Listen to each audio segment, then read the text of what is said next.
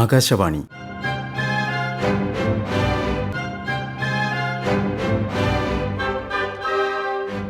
ജില്ലാ വൃത്താന്തം.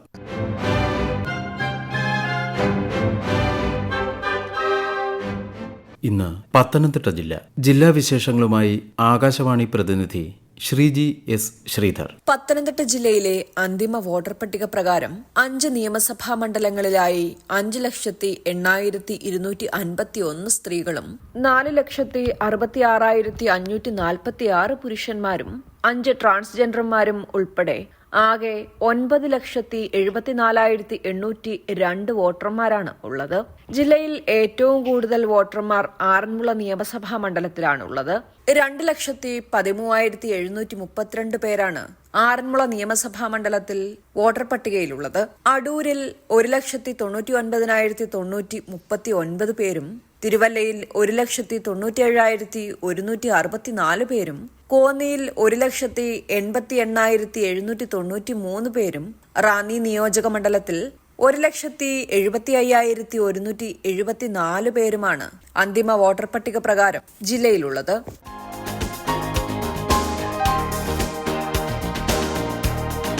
കന്നുകുട്ടി പരിപാലന പദ്ധതിയുടെ തുക 30,000 രൂപയായി ഉയർത്തിയെന്ന് മന്ത്രി ചിഞ്ചു റാണി പറഞ്ഞു. കുന്നന്താനം ഗ്രാമപഞ്ചായത്ത് വെറ്റിനറി ഡിസ്പെൻസറിയുടെയും നവീകരിച്ച കന്നുകുട്ടി പരിപാലന പദ്ധതിയുടെയും ഉദ്ഘാടനം വെറ്റിനറി ഡിസ്പെൻസറി അങ്കണത്തിൽ നിർവഹിച്ച് സംസാരിക്കുകയായിരുന്നു മന്ത്രി.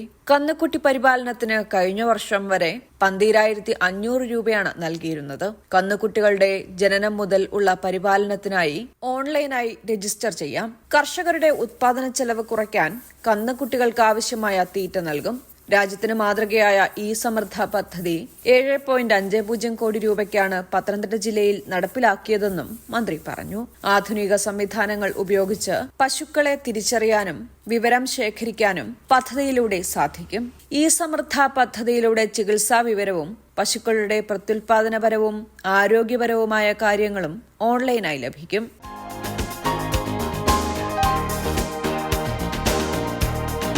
സാമൂഹിക സുരക്ഷാ പദ്ധതിയായ ESIയിലൂടെ തൊഴിലാളികൾക്കും അവരുടെ കുടുംബാംഗങ്ങൾക്കും ആധുനിക വൈദ്യസഹായം ഉറപ്പാക്കുകയാണ് സർക്കാർ ലക്ഷ്യമെന്ന് മന്ത്രി ശിവൻകുട്ടി പറഞ്ഞു. റാന്നി ESI ഡിസ്പെൻസറിയുടെ ഉദ്ഘാടനം ഓൺലൈനായി നിർവഹിക്കുകയായിരുന്നു മന്ത്രി.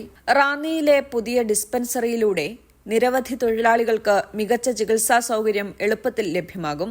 ഇൻഷുറൻസ്, മെഡിക്കൽ സർവീസ് വകുപ്പിന്റെ സേവനം കൂടുതൽ ജനകീയമാക്കുകയും വിപുലീകരിക്കുകയും ചെയ്യുമെന്നും മന്ത്രി വ്യക്തമാക്കി. നാടിന്റെ സമഗ്ര പുരോഗതിയാണ് ലക്ഷ്യമെന്ന് അധ്യക്ഷൻ പ്രമോദ് നാരായൺ MLA പറഞ്ഞു.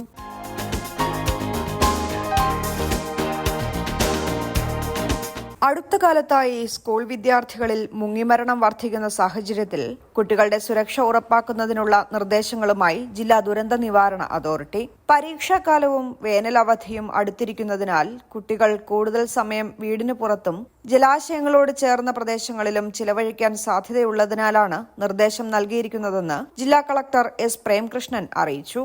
നദികൾ, കുളങ്ങൾ, കായലുകൾ, വെള്ളക്കെട്ടുകൾ, ചെക്ക് ഡാമുകൾ, ക്വാറികൾ എന്നിവയിൽ കുളിക്കാനോ കളിക്കാനോ കുട്ടികൾ പോകരുത്. രക്ഷിതാക്കളുടെയോ ഉത്തരവാദിത്തമുള്ള മുതിർന്നവരുടെയോ നേരിട്ടുള്ള മേൽനോട്ടമില്ലാതെ ജലാശയങ്ങൾക്ക് സമീപം പോകരുത്.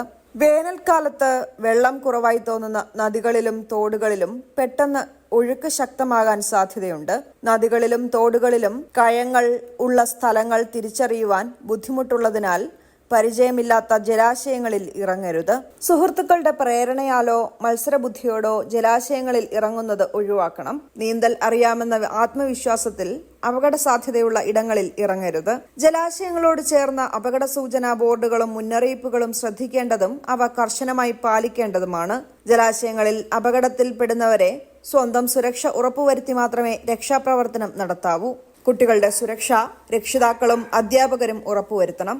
ഈ നിർദ്ദേശങ്ങൾ എല്ലാ സ്കൂളുകളും അസംബ്ലികളിലും ക്ലാസ് തലത്തിലും കുട്ടികൾക്ക് വിശദീകരിക്കണമെന്നും ജില്ലാ കളക്ടർ നിർദ്ദേശം നൽകിയിട്ടുണ്ട്. ജില്ലാ വൃത്താന്തം സമാപിച്ചു.